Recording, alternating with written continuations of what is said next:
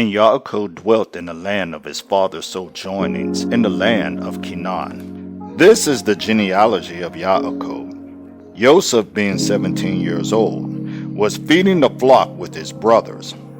And the young man was with the sons of Bilhah and the sons of Zilpah, his father's wives. And Joseph brought an evil report of them to his father. And Yisrael loved Joseph more than all his children, because he was the son of his old age, and he made him a long robe. But when his brothers saw that their father loved him more than all his brothers, they hated him and were not able to speak peaceably to him. And Joseph dreamed a dream and told it to his brothers, so they hated him even more. And he said to them, "Please listen to this dream which I have dreamed. See, we were binding sheaves in the midst of the field, and see, my sheep rose up and also stood up. And see, your sheaves stood all around and bowed down to my sheep." And his brother said to him, "Shall you indeed reign over us? Shall you indeed rule over us?" So they hated him even more for his dreams and for his words. And he dreamed still another dream and related it to his brothers and said, "See, I have dreamed another dream, and see, the sun and the moon and the 11 stars bowed down to me." And he related it to his father and to his brothers.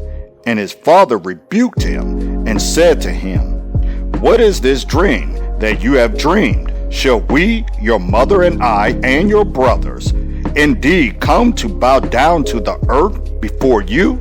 And his brothers envied him, but his father guarded the word. And his brothers went to feed their father's flock in Shechem. And Yisrael said to Joseph, "Are not your brothers feeding in Shechem? Come, I send you to them." So he said to him, "Here I am." And he said to him, "Please go and see if it is well with your brothers, and well with the sheep, and bring back word to me." So he sent him out to the valley of Hebron, and he went to Shechem. And a certain man found him, and see, he was wandering in the field. And the man asked him, saying, "What do you seek?" And he said, "I am seeking my brothers. Please inform me where they are feeding their sheep." And the man said, "They have left here, for I heard them say, 'Let us go towards Dothan.'" So Joseph went after his brothers and found them in Dothan. And they saw him from a distance, and before he came near them,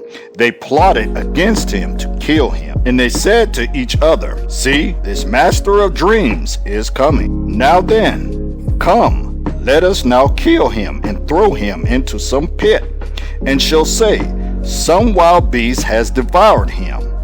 Let us then see what comes of his dream." But Reuben heard and rescued him from their hands, and said, "Let us not take his life." And Reuben said to them, "Shed no blood.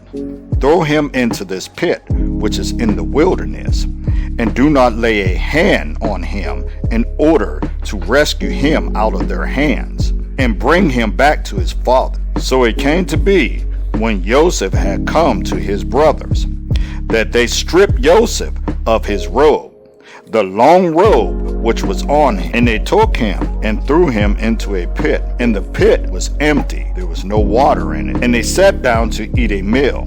And they lifted their eyes and looked, and saw a company of Ishmaelites coming from Gilead with their camels, bearing spices and balm and myrrh, going to take them down to Mitzrayim. And Yehudah said to his brothers, "What will we gain if we kill our brother and conceal his blood? Come and let us sell him to the Ishmaelites, and let not our hand be upon him, for he is our brother, our flesh." And his brothers listened. And men, Midianite traders, passed by. So they pulled Joseph up and lifted him out of the pit, and sold him to the Ishmaelites for 20 pieces of silver. And they took Joseph to Mitzrayim, and Reuben returned to the pit. And see, Joseph was not in the pit, and he tore his garments. And he returned to his brothers and said, The boy is gone, and where am I to go? So they took Joseph's robe, killed a male goat, and dipped the robe in blood, and sent the long robe and brought it to their father, and said, We have found this. Please look, is it the robe of your son or not? And he recognized it and said, It is my son's robe. An evil beast has devoured him. Joseph is torn to pieces.